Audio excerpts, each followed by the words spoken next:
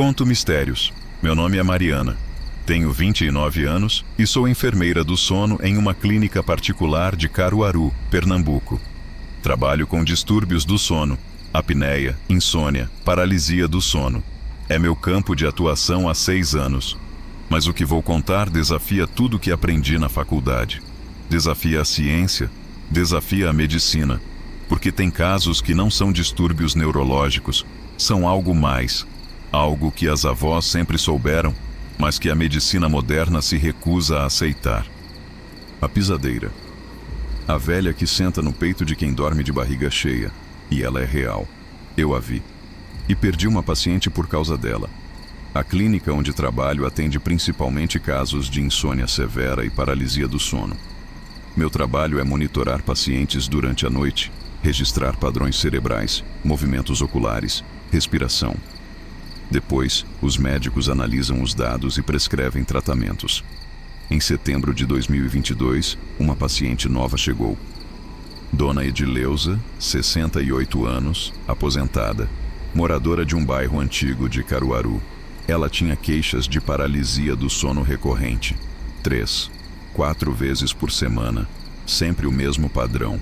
Acordava no meio da noite, incapaz de se mover, sentindo um peso enorme no peito, com dificuldade para respirar. Paralisia do sono é comum. Acontece quando a mente desperta, mas o corpo ainda está no estado de atonia muscular do sono REM. Assustador, mas inofensivo. Geralmente relacionado a estresse, má alimentação, dormir de barriga para cima. Mas Dona Edileuza insistia que era diferente. Não é só paralisia, doutora. Tem alguém sentado em cima de mim. Eu sinto o peso. Eu sinto as mãos. E eu vejo. Vê o quê? Perguntei, mantendo o tom profissional. Uma velha, magra, com os cabelos compridos e brancos. As unhas grandes e sujas. Ela senta no meu peito e aperta, como se quisesse me sufocar. E sorri. Um sorriso horrível, sem dentes. Anotei tudo. Alucinação hipnagógica, pensei. Normal em casos de paralisia do sono. O cérebro cria imagens aterrorizantes porque está em estado confusional entre sono e vigília. Agendamos uma polissonografia completa. Dona Edileuza passaria a noite na clínica, conectada aos equipamentos, sendo monitorada. Faríamos um mapeamento detalhado de tudo. Dona Edileuza chegou para o exame numa quarta-feira à noite. Estava nervosa. Disse que tinha certeza de que ela viria. Que sempre vinha nas noites de quarta e sexta. Tentei tranquilizá-la. Expliquei o procedimento. Conectei todos os eletrodos. Ela dormiu por volta das 11 da noite. Eu estava na sala de monitoramento, observando as telas. Tudo normal. Ondas cerebrais regulares. Respiração estável. Movimento ocular indicando sono NREM profundo. Por volta da 1h15 da manhã, ela entrou em sono REM. Esperado. Os olhos começaram a se mover rapidamente sob as pálpebras. O cérebro ativo, sonhando. Mas algo estava estranho. A frequência cardíaca dela disparou, de 60 batimentos por minuto para 120, em segundos. Olhei para o monitor de vídeo do quarto. Dona Edileuza estava deitada de barriga para cima, imóvel. Mas a expressão do rosto tinha mudado. Estava em pânico, os olhos abertos, tentando se mover, mas não conseguindo. Paralisia do sono. Clássica. Mas então vi algo que não fazia sentido. O cobertor sobre o peito dela estava afundando. Como se algo pesado estivesse pressionando. A depressão era clara, visível. Mas não havia nada ali.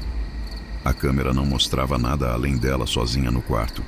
Levantei para ir até o quarto. Mas antes que chegasse à porta, os alarmes dispararam. A saturação de oxigênio dela estava caindo. Rapidamente. 85%. 80%. 75%. Corri para o quarto. Abri a porta.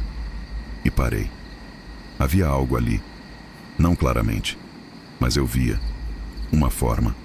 Translúcida. Sentada sobre o peito de Dona Edileuza. Pequena. Curvada. Com cabelos longos que pareciam flutuar. Piscava e a forma ficava mais fraca. Olhava fixamente e ela ficava mais definida. como se existisse em uma frequência visual que meu cérebro só conseguia captar parcialmente. Saia! Gritei sem pensar. Liguei a luz do quarto. A forma desapareceu instantaneamente e Dona Edileuza pôde respirar de novo, ofegando, chorando, agarrando meu braço com força. Você viu? Você viu ela? Não respondi, porque não sabia o que tinha visto. Meu cérebro tentava racionalizar. Cansaço, sugestão, reflexo da luz. Qualquer coisa que fizesse sentido. Mas a gravação não mentia. Quando voltei para a sala de monitoramento e revi o vídeo, estava lá. Não a criatura, mas a depressão no cobertor. O afundamento claro. E nenhuma explicação física para aquilo. Dona Edileuza se recusou a continuar o exame. Foi embora assim que amanheceu. Disse que não ia mais dormir sozinha. Que ia dormir na casa da filha, com gente por perto, com luz acesa. Analisei os dados. Conversei com o médico responsável. Ele descartou como anomalia nos equipamentos. Disse que a câmera tinha algum defeito, que era impossível haver depressão no cobertor sem causa física. Mas eu sabia o que tinha visto e comecei a pesquisar. Histórias antigas, lendas, folclore. E encontrei a pisadeira, presente em todo o Nordeste. Uma bruxa velha que ataca quem dorme de barriga cheia, de barriga para cima, sozinho. Senta no peito e sufoca até a pessoa acordar, ou até morrer. Alguns relatos antigos descreviam mortes atribuídas a ela. Pessoas encontradas mortas na cama, sem causa aparente, com expressão de terror no rosto, marcas no peito como se algo pesado tivesse pressionado. Tentei avisar Dona Edileuza. Liguei várias vezes. Ela não atendia. Finalmente, uma semana depois, a filha dela retornou minha ligação. Dona Edileuza tinha morrido, durante o sono, na casa dela. Tinha voltado para casa porque não queria incomodar a filha. Dormiram juntas por 3 noites, mas na quarta, ela insistiu em voltar. Encontraram ela na manhã seguinte, deitada de barriga para cima. Olhos abertos, expressão de terror absoluto e marcas no peito, roxas, como se dedos longos tivessem pressionado, com muita força. A autópsia não revelou nada. Parada cardíaca, concluíram, mas sem causa aparente. Coração saudável. Sem histórico de problemas cardiovasculares. Sem sinais de asfixia por causas externas, exceto pelas marcas, que os legistas não souberam explicar. Disseram que poderia ser livores mortis atípicos, acúmulo de sangue post-mortem, mas o padrão era claro. Eram dedos, 5 de cada lado. Pressionando o externo, fiquei obcecada. Precisava entender. Voltei aos registros da clínica, puxei históricos antigos e descobri que não era o primeiro caso. Nos últimos 10 anos, 3 pacientes com queixas similares tinham morrido. Todos durante o sono. Todos com paralisia do sono recorrente. Todos com relatos de sentir peso no peito e ver uma velha. Os médicos tinham arquivado como coincidências. Morte súbita. Arritmia não detectada. Explicações convenientes que a medicina aceita para não admitir o que não entende. Decidi fazer algo que sabia que era loucura profissional. Fui atrás de uma rezadeira. Dona Socorro, uma senhora de 70 e poucos anos que morava na zona rural de Caruaru. Conhecida por benzer, fazer proteções, lidar com coisas do outro lado. Contei tudo, mostrei as gravações, mostrei as fotos das marcas. Ela olhou e balançou a cabeça. Pisadeira. Ela escolhe as vítimas. Não é aleatório. Geralmente quem dormiu pesado, de barriga cheia, sem fazer oração. Mas às vezes ela se fixa em alguém. E quando se fixa, não solta até levar. Como proteger? Alecrim sob o travesseiro. Arruda na cabeceira. Nunca dormir de barriga para cima. Nunca dormir sozinho. E se sentir ela chegando, gritar o nome de Jesus 3 vezes. Ela foge da luz divina. Parecia absurdo, mas o que eu tinha visto também era. Voltei para a clínica com um peso na consciência. Tinha falhado com Dona Edileuza. Não tinha levado a sério. Tinha tratado como distúrbio neurológico quando era algo além. Comecei a fazer perguntas diferentes aos pacientes. Você está tendo pesadelos recorrentes com alguma figura específica? Sente peso no peito além da paralisia? Vê algo sentado sobre você? 3 pacientes responderam sim. 3. Todos com a mesma descrição. Velha magra, cabelos brancos, unhas grandes, sentada no peito, sorrindo. Dei a eles a proteção que Dona Socorro me ensinou. Alecrim, arruda, orações. Eles acharam estranho, mas aceitaram. Porque quando você está desesperado, você tenta qualquer coisa. E funcionou. 2 deles pararam de ter os episódios completamente. O terceiro ainda tem, mas menos frequente. E nenhum morreu. Não conto isso para os médicos. Seria o fim da minha carreira. Mas conto para os pacientes que apresentam os sinais. E alguns acreditam, alguns fazem, e alguns se salvam. Conto mistérios. A medicina moderna é poderosa, mas não explica tudo. Há fenômenos que existem além do que os livros ensinam, além do que os equipamentos medem, além do que a ciência aceita. A pisadeira é real. Não é apenas paralisia do sono. Não é apenas alucinação hipnagógica. É uma entidade que se alimenta de medo, que ataca os vulneráveis, que pode matar. E ela ainda está aqui, ativa, escolhendo vítimas, sentando sobre peitos, sufocando, sorrindo. Se você acorda no meio da noite incapaz de se mover, se sente um peso esmagador no peito, se vê uma figura sentada sobre você, não é só sua mente, pode ser ela. E se for, grite, invoque o sagrado, lute, porque ela se alimenta do silêncio, do medo paralisante, da resignação. Dona Edileuza não conseguiu gritar, não conseguiu lutar, e pagou com a vida. Mas você pode, você precisa, porque algumas lendas são avisos, e a pisadeira avisa. Nunca durma vulnerável, nunca durma descuidado, nunca durma sozinho quando ela está por perto. Ela está sempre por perto.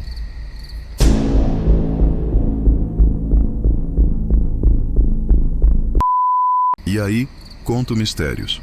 Meu nome é Tiago, tenho 27 anos e sou pescador profissional aqui em Petrolina, Pernambuco. Pesco no Rio São Francisco desde criança. Meu pai pescava, meu avô pescava. É tradição de família. Conheço esse rio melhor do que conheço as ruas da minha própria cidade. Mas tem lugares no rio onde não pesco mais. Não desde julho de 2020. Não desde o dia em que vi o que mora nas águas profundas. O que arrasta a gente para baixo. O que os antigos sempre falaram, mas ninguém da minha geração acreditava. O nego d'água. E ele não quer apenas assustar. Ele quer levar. E ele quase me levou. O Rio São Francisco em Petrolina é largo, profundo em alguns trechos, com correnteza forte em outros. A gente aprende desde cedo a respeitar o rio, saber onde é seguro nadar, onde não é, onde tem pedras submersas, onde tem redemoinhos, onde a correnteza puxa. Eu pescava principalmente à noite, quando os peixes sobem para se alimentar. Ia com meu primo André, 2 anos mais novo que eu, e com Marcelo, um amigo de infância. A gente tinha uma rotina. Saíamos por volta das 8 da noite, ficávamos até as 2, 3 da manhã e voltávamos com os cestos cheios. Julho de 2020 foi quando começou. Estávamos num trecho que conhecíamos bem, uns 5 quilômetros rio acima da ponte. Lugar calmo, água escura, profundidade média de 5 metros. Bom para surubins e piaparas. Naquela noite específica, uma terça-feira, a lua estava quase cheia. Dava para ver bem. Ancoramos o barco, jogamos as linhas e esperamos. Tudo normal. Até que André comentou que tinha visto algo na água. Ali, ó, algo grande. Passou embaixo do barco. Olhamos. A água estava escura, mas dava para ver sombras se movendo. Achamos que fosse um peixe grande. Um jaú, talvez. Eles ficam enormes no São Francisco. Mas então Marcelo disse: "Isso não nada como peixe." Ele tinha razão. O movimento era diferente, mais deliberado, mais humano. As linhas começaram a puxar, todas ao mesmo tempo, como se algo lá embaixo estivesse puxando de propósito. Não era peixe fisgado, era puxão coordenado, as 3 linhas, ao mesmo tempo. "Que diabos?" André disse, tentando segurar a vara. Puxamos. Mas o que quer que fosse era forte. Muito forte. Tinha momentos que parecia que ia arrancar a vara da nossa mão. Outras horas a linha afrouxava completamente, como se soltasse de propósito para depois puxar de novo. Estava brincando com a gente. Marcelo perdeu a paciência e cortou a linha dele. Isso não é peixe, vamos embora. Concordei. Cortamos as outras linhas também e preparamos para ligar o motor. Foi quando ouvimos uma risada, vinda de dentro d'água. Não era risada humana normal. Era grave, distorcida, como se estivesse debaixo d'água, mas ao mesmo tempo clara o suficiente para entendermos que era risada. Vocês ouviram isso? André perguntou, a voz tremendo. Antes que pudéssemos responder, algo bateu no casco do barco. Por baixo, forte, o barco balançou. Bateu de novo, e de novo, como se algo estivesse testando a resistência, querendo virar a embarcação. Liguei o motor. Graças a Deus pegou de primeira. Aceleramos e saímos dali. Durante todo o trajeto de volta, sentimos algo seguindo. Algo logo abaixo da superfície, acompanhando o barco, mantendo o ritmo. Só parou quando chegamos perto das luzes da cidade. Perto de onde tinha gente, de onde tinha civilização. Contamos para alguns pescadores mais velhos. A maioria riu, disse que era boto, ou lontra grande, ou nossa imaginação. Mas um deles, seu Damásio, de 70 e tantos anos, não riu. Foi no trecho das Pedras Negras. Foi, como você sabe. Porque tem algo lá. Sempre teve. Nego d'água. Mora nas partes fundas. Não gosta de ser incomodado. E quando alguém insiste em pescar no território dele, ele age. Isso é lenda, seu Damásio. Lenda? Ele deu uma risada seca. Meu irmão desapareceu naquele trecho em 1982. Acharam o barco virando sozinho, sem ninguém dentro. Nunca acharam o corpo. E não foi o único. Tem pelo menos 5 desaparecimentos naquela área nos últimos 40 anos. Todos pescadores. Todos à noite. Todos sem explicação. Senti um frio na espinha. Mas parte de mim ainda não queria acreditar. Era mais fácil pensar que eram acidentes. Afogamentos. Quedas acidentais. Até a semana seguinte, quando voltamos. Não ao mesmo lugar. Escolhemos outro trecho, mais movimentado, mais perto da cidade. Mais seguro, pensamos. Mas não foi, porque ele nos seguiu. Porque uma vez que você entra no território dele, uma vez que ele te marca, não adianta mudar de lugar. Ele vai atrás.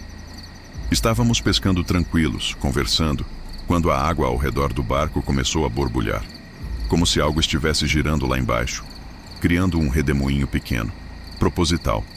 O barco começou a rodar, devagar, puxado pela corrente que não deveria existir. Tentei ligar o motor, mas ele morreu. Tentei de novo. Nada. Como se algo tivesse puxado a corrente impedindo. Foi quando ele apareceu. Saiu da água a uns 10 metros do barco. Não completamente. Só a cabeça e parte dos ombros. E não era humano. Era algo entre humano e... não sei. Peixe? Anfíbio? A pele era escura, quase preta, lisa como de boto. Os olhos eram grandes, sem pálpebras, completamente negros. A boca era larga demais, chegando quase até as orelhas, cheia de dentes pequenos e pontiagudos. O cabelo era algas, literalmente. Fios verdes e marrons que se moviam mesmo fora d'água, como se tivessem vida própria. E ele sorriu. Um sorriso largo e impossível. Volta, a criatura disse. A voz era molhada, gorgolhante. Volta, minha água, André gritou. Tentou remar com as mãos, empurrando a água desesperadamente. Marcelo estava paralisado. Eu peguei o remo e comecei a remar, mas o barco não saía do lugar. Estava preso, como se algo lá embaixo estivesse segurando. A criatura mergulhou, desapareceu. Por um segundo achamos que tinha ido embora, mas então o barco inclinou, violentamente, para a esquerda, como se algo pesadíssimo tivesse subido do lado esquerdo. E tinha. Ele estava agarrado na lateral do barco. As mãos eram palmas, com membranas entre os dedos, garras nas pontas. Puxou o corpo para cima, revelando o torso. Era humanoide, mas coberto de escamas em algumas partes, pele lisa em outras. Magro demais, costelas à mostra. Cheirava.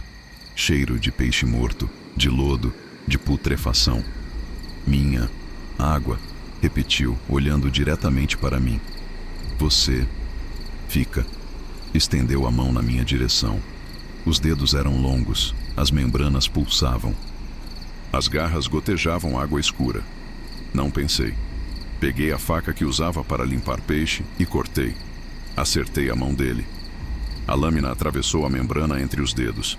Ele não gritou de dor. Gritou de raiva. Um som agudo, estridente, que doeu nos ouvidos. Soltou o barco e mergulhou de novo. Mas não fugiu. Começou a bater, por baixo, repetidamente. Cada golpe mais forte. O barco estava rachando. A água começou a entrar pelas frestas. A gente vai afundar, Marcelo gritou. Tentei o motor de novo. E dessa vez, milagrosamente, pegou. Aceleração máxima. O barco se moveu, lento no início, mas depois ganhou velocidade. Olhei para trás. Ele estava seguindo, nadando com velocidade impossível. As algas do cabelo flutuando atrás como tentáculos.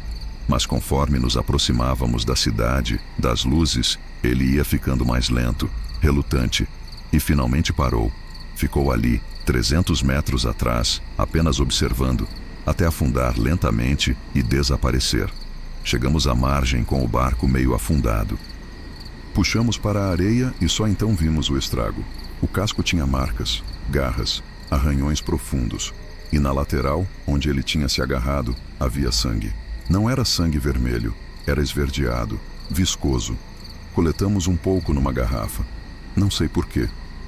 Talvez para provar que não era loucura, que tinha acontecido de verdade. Nunca analisamos, porque no dia seguinte a garrafa estava vazia. O líquido tinha evaporado completamente, ou dissolvido, ou voltado para onde pertencia. Vendemos o barco, ou melhor, demos. Ninguém quis comprar depois que contamos a história. E eu parei de pescar. André também. Marcelo continuou, mas em águas rasas, durante o dia, nunca sozinho. Seu Damásio morreu 3 meses depois. Velhice. Mas antes de morrer, me chamou e disse: "Você teve sorte. Ele geralmente não deixa escapar, mas também te marcou. E se um dia você voltar àquelas águas, ele vai lembrar. E vai terminar o que começou." Conto mistérios. O Rio São Francisco não é apenas água. Tem vida, tem história, tem guardiões. E um deles é o Nego d'Água. Real, tangível, mortal. Não é história para assustar criança. É aviso. É memória de pessoas que desapareceram, de corpos que nunca foram encontrados, de barcos achados vazios sem explicação. Os antigos sabiam, respeitavam, faziam oferendas antes de pescar em certos trechos. Tabaco, cachaça, pedindo licença, pedindo permissão. A gente moderna acha isso bobagem. Acha que o rio é nosso, que podemos pescar onde quiser, quando quiser. Mas não é assim. O rio tem donos, e eles cobram. Desde aquele dia, não voltei ao São Francisco à noite. Não entro mais na água. E quando passo pela ponte, olho para as partes fundas e me pergunto: quantos estão lá embaixo? Quantos foram levados? Quantos ainda vão ser? Porque ele ainda está lá, esperando, nas águas escuras, nas profundezas, marcando território, protegendo o que é dele. E se você pescar no São Francisco, principalmente nos trechos fundos, principalmente à noite, lembre-se, você não está sozinho. Algo te observa de baixo. Algo que não gosta de invasores. Algo que não esquece e não perdoa.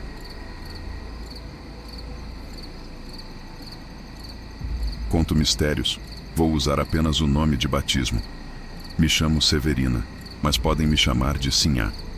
Tenho 45 anos e sou parteira tradicional na região de Areia, Paraíba. Venho de família de parteiras. Minha avó era. Minha mãe era. E eu sigo a tradição. Mas tem coisas nesse ofício que vão além de aparar criança. Tem obrigações, tem respeitos, tem entidades que precisam ser honradas. E uma delas é a comadre Fulozinha. A protetora das matas, das nascentes, das crianças que ainda não nasceram. E ela é real. Ela me visitou. e me mostrou o preço de desrespeitar a natureza. Areia é uma cidade histórica no Brejo Paraibano, cercada de mata atlântica, nascentes, brejos, lugar verde, úmido, cheio de vida. É nessas matas que a comadre Fulozinha mora, segundo as histórias antigas. Dizem que ela é uma caboclinha pequena, de cabelos vermelhos como fogo, que protege as matas e as águas. Castiga quem desmata, quem suja nascentes, quem maltrata animais, mas também protege parteiras e abençoa partos. Por isso, toda parteira tradicional deve fazer oferenda a ela. Fita vermelha amarrada em árvore perto de nascente, rapadura, mel, flores. Minha avó me ensinou desde pequena. Toda lua cheia, eu ia até uma nascente específica, numa mata fechada perto da cidade, e deixava minha oferenda. Agradecia pela proteção, pelos partos bem-sucedidos, pelas mães e bebês saudáveis. Nunca falhei. Até março de 2021. Naquele mês, estava muito atarefada. 3 partos na mesma semana. Uma gestante com complicações que exigiu atenção constante, e acabei esquecendo. Não fui fazer a oferenda na lua cheia. Passou. Continuei trabalhando. Pensei que não faria diferença, que eram apenas tradições antigas sem consequência real. Pensei errado. Uma semana depois de falhar com a oferenda, comecei a ter sonhos estranhos. Sonhava que estava na mata, perto da nascente, e uma menina pequena me observava de longe. Cabelos vermelhos, vestido verde feito de folhas, olhos dourados como mel. Ela não falava, apenas olhava, com expressão triste. Acordava inquieta, com sensação de culpa, como se tivesse esquecido algo importante. Então as coisas começaram a dar errado no trabalho. Pequenas coisas no início, instrumentos que sumiam e apareciam em lugares estranhos, água benta que eu benzia e que inexplicavelmente azedava. Chás para as gestantes que não faziam o efeito esperado. Nada grave, mas perturbador. Como se algo estivesse me testando, me lembrando. O aviso claro veio numa quinta-feira. Estava atendendo uma gestante em trabalho de parto na casa dela, zona rural, casa simples. A mulher era de primeira viagem, nervosa, mas o parto estava progredindo bem. Quando fui buscar água limpa na nascente perto da casa, vi, amarrada numa árvore, no lugar onde deveria estar uma fita vermelha, havia um galho seco, morto, quebrado, amarrado com cipó, como se fosse um recado. Senti um calafrio. Sabia o que significava. Desrespeito não honrado. Oferenda não cumprida. A comadre estava cobrando. Voltei para a casa. O parto estava difícil agora. O bebê tinha virado de posição. A mãe estava exausta. Tudo que podia dar errado estava dando. Consegui fazer o parto, mas foi difícil. Mais difícil do que deveria. E quando a criança nasceu, chorou fraco. Muito fraco. Ficou roxa. Teve que ir para o hospital às pressas. A criança sobreviveu, mas foi por pouco. E eu sabia. Sabia que tinha sido aviso, que na próxima vez poderia ser pior. Decidi ir até a nascente, fazer a oferenda atrasada, pedir desculpas, pedir perdão. Fui num sábado de manhã. Caminhei até a mata, até o lugar sagrado onde sempre fazia as oferendas. Levei tudo: fita vermelha, rapadura, mel, flores frescas, cachaça, vela. Quando cheguei, a nascente estava diferente. A água, que sempre foi cristalina, estava turva, escurecida, cheirava mal.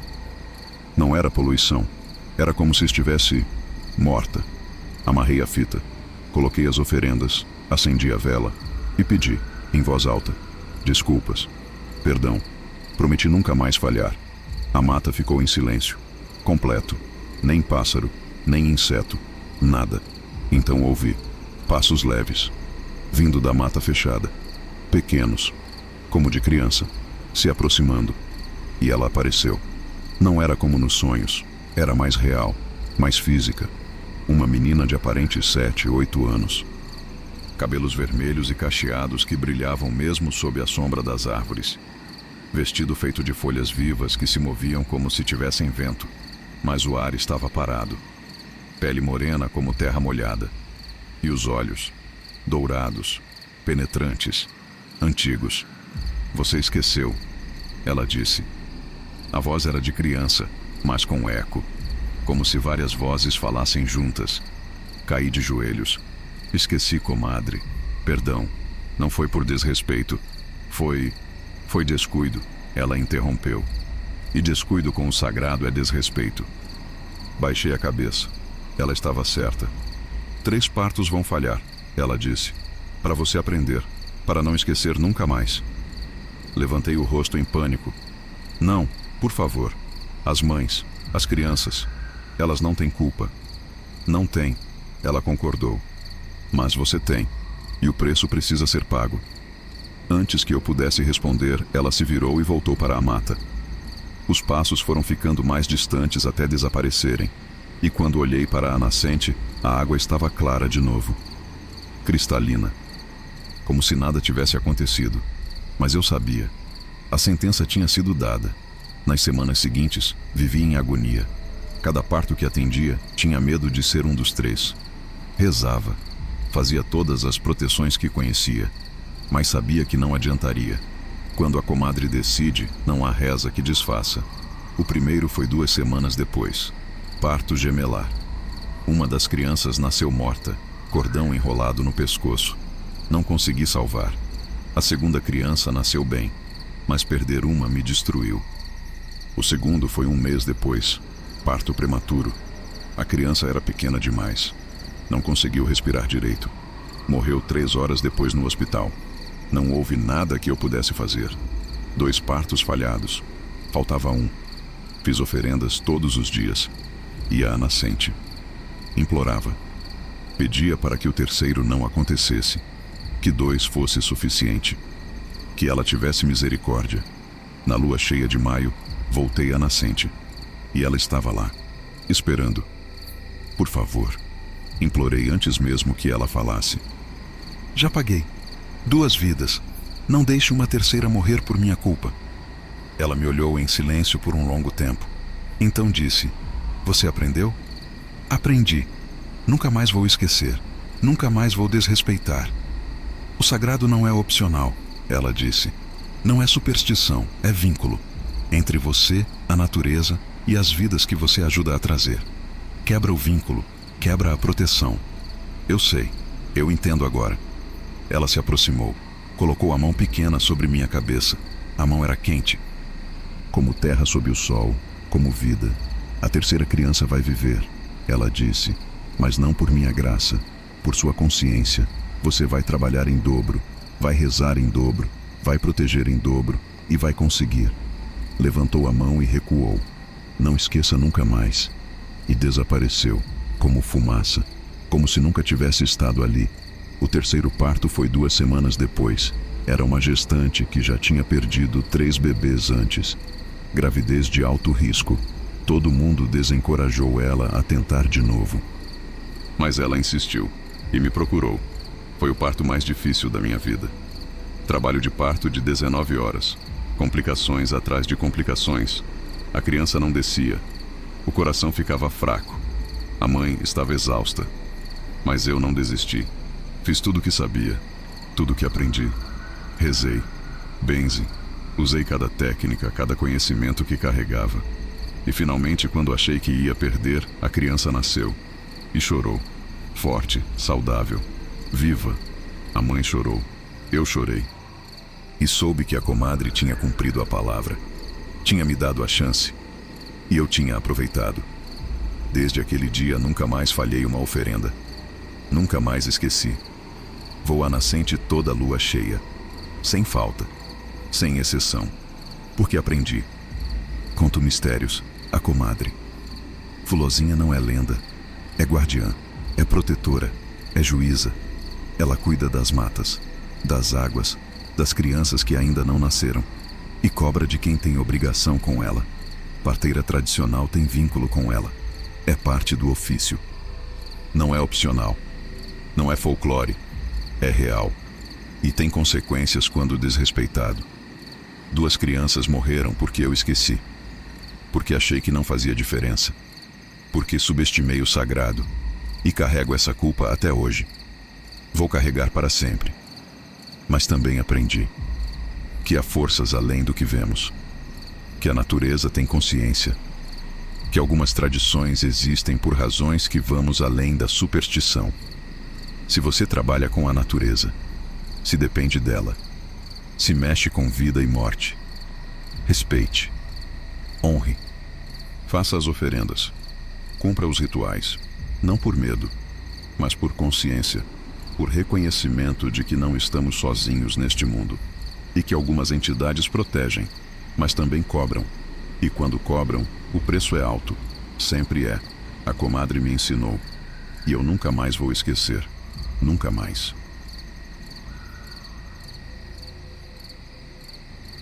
Conto mistérios. Não vou revelar meu nome completo. Podem me chamar de Dr. Augusto. Sou médico cirurgião.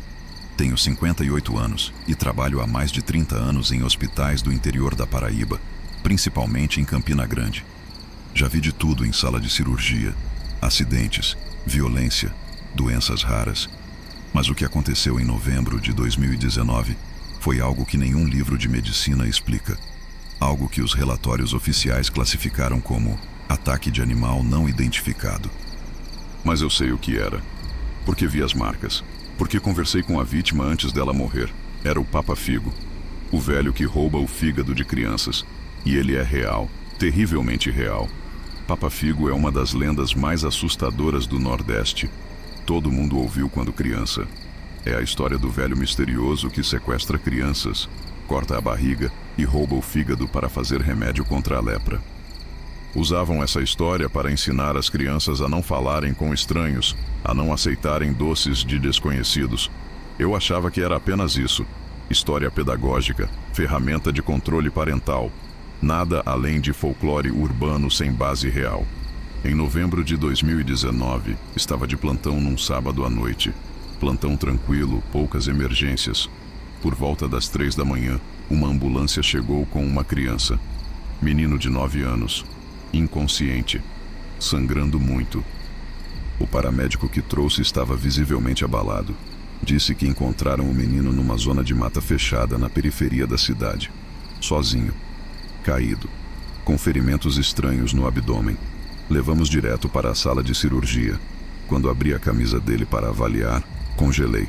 Não eram ferimentos de acidente, não eram de queda. Eram cortes cirúrgicos, precisos. Alguém tinha aberto o abdômen daquela criança com técnica, com conhecimento anatômico, e o fígado estava mutilado. Parte dele tinha sido removida, não arrancada, removida, com corte limpo, como se alguém tivesse feito uma hepatectomia parcial. Quem fez isso com ele? Perguntei ao enfermeiro. Não sabemos, ele estava sozinho.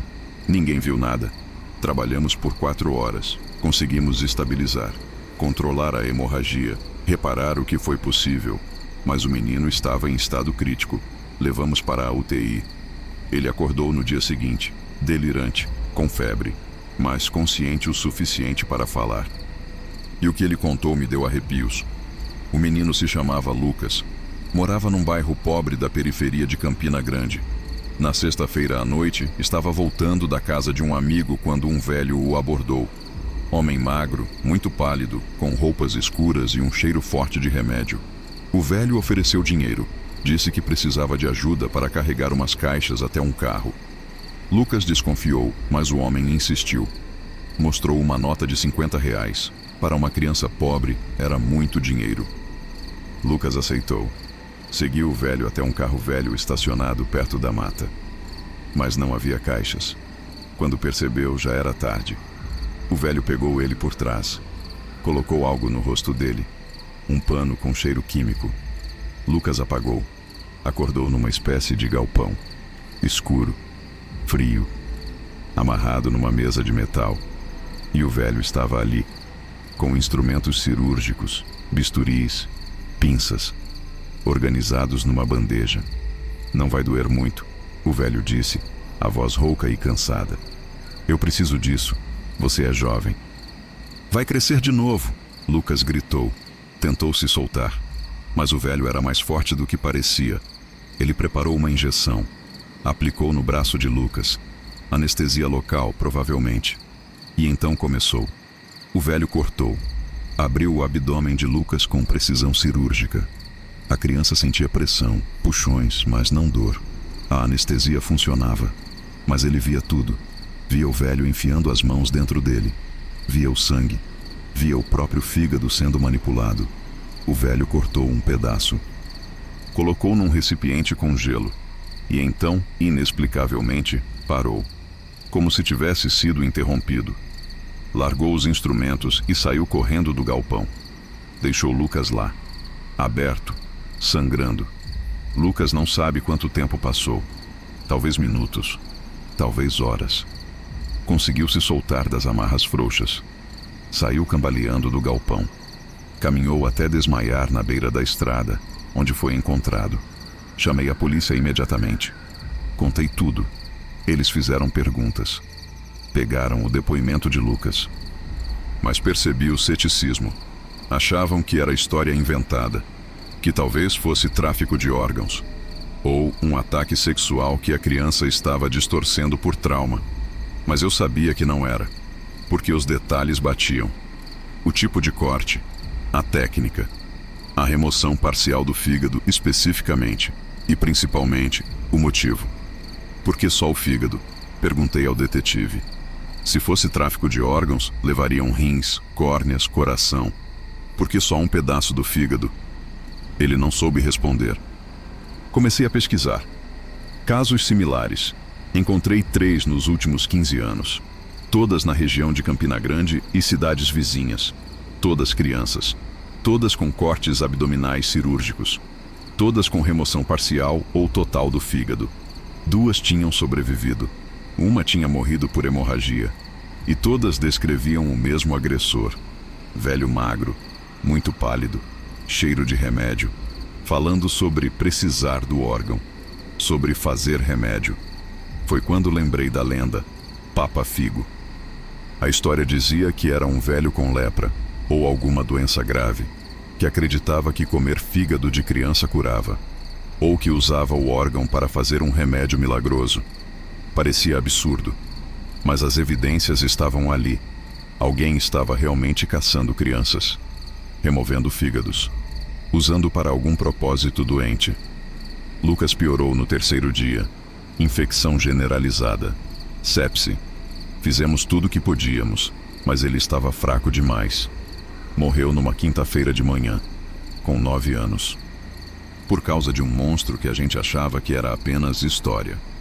A polícia intensificou a investigação após a morte de Lucas. Vasculharam a área onde ele foi encontrado e acharam um galpão abandonado, antiga propriedade industrial, exatamente como Lucas tinha descrito. Dentro, encontraram a mesa de metal, ainda com sangue, instrumentos cirúrgicos e algo mais perturbador: registros, cadernos escritos à mão, anotações médicas, procedimentos, datas. Havia pelo menos 12 casos registrados ali. 12 crianças. Algumas tinham sobrevivido, outras não. Cada procedimento meticulosamente documentado, como se fosse experimento científico. E tinha uma receita, escrita em letra trêmula. Instruções de como preparar o remédio. Envolvia o fígado, ervas, outros ingredientes. Alegava curar a maldição na pele, lepra, hanseníase. Mas o pior, havia fotos antigas, polaroides amareladas. Um homem, em várias décadas. Anos 1980, anos 1990, anos 2000. Sempre a mesma pessoa, velho, magro, com manchas na pele que pareciam lesões de hanseníase avançada. Ele não estava envelhecendo, ou melhor, estava, mas muito devagar, como se o remédio realmente funcionasse. Como se estivesse prolongando a vida dele de forma antinatural. A polícia montou a operação, vigiou o galpão, esperou ele voltar. E ele voltou. Uma semana depois, na sexta-feira à noite, horário que ele sempre atuava. Quando entraram, o encontraram preparando instrumentos. Se preparando para a próxima vítima. Ele tentou fugir, mas estava velho, lento. Foi capturado. Na delegacia, ele confessou tudo, sem remorso. Disse que tinha hanseníase desde os anos 1960 que a medicina tradicional não curava, que tinha encontrado uma receita antiga, passada por um curandeiro, que exigia fígado de criança virgem para funcionar. E funcionava. Ele mostrou. A pele dele, que deveria estar completamente destruída pela doença, estava apenas marcada, cicatrizada. Ele tinha quase 90 anos, mas parecia ter 60, e atribuía tudo ao remédio. Valeu a pena? O detetive perguntou. Matar crianças para viver mais? O velho olhou com olhos vazios. Eu não queria morrer apodrecido. Ninguém quer. O caso foi abafado. Não completamente. Saiu nos jornais locais, mas os detalhes mais perturbadores foram omitidos. Não falaram sobre os cadernos, sobre as fotos, sobre a receita. Classificaram como serial killer com distúrbio psicótico. Fim. O velho foi preso, condenado. Morreu na prisão 6 meses depois. A hanseníase, que tinha sido controlada por décadas, voltou com força. Consumiu ele em semanas, como se o corpo cobrasse tudo de uma vez. Todo o tempo roubado, toda a vida artificial. Lucas foi enterrado. A família dele processou o Estado por negligência.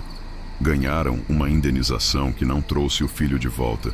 E eu fiquei com as memórias, com o conhecimento, de que algumas lendas não são apenas histórias.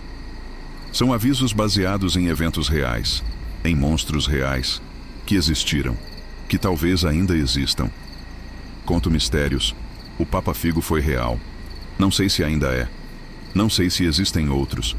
Mas sei que existiu um. E que destruiu vidas. Literalmente roubou anos de crianças para adicionar aos dele. A medicina não explica. A ciência não aceita. Mas os fatos estão lá. Documentados. Arquivados. E qualquer médico que olhar aqueles relatórios vai ver. Não foram ataques aleatórios. Foi predação sistemática. Canibalismo médico. Busca por imortalidade através do sofrimento alheio. As lendas do Nordeste têm sempre um fundo de verdade. São memórias distorcidas pelo tempo, exageradas pelo medo, mas reais na essência. O Papa Figo existiu porque alguém, em algum momento, fez o que a lenda descreve, e a história se espalhou, virou aviso, virou proteção. Não fale com estranhos.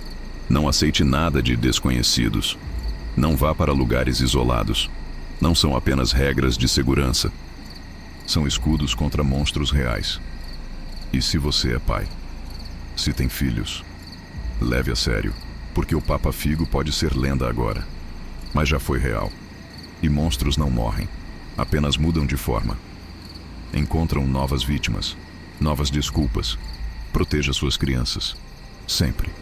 Porque algumas ameaças não estão apenas na imaginação, estão à espreita, esperando. Famintas. Sempre famintas.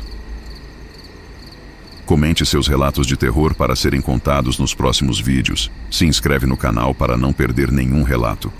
Até a próxima.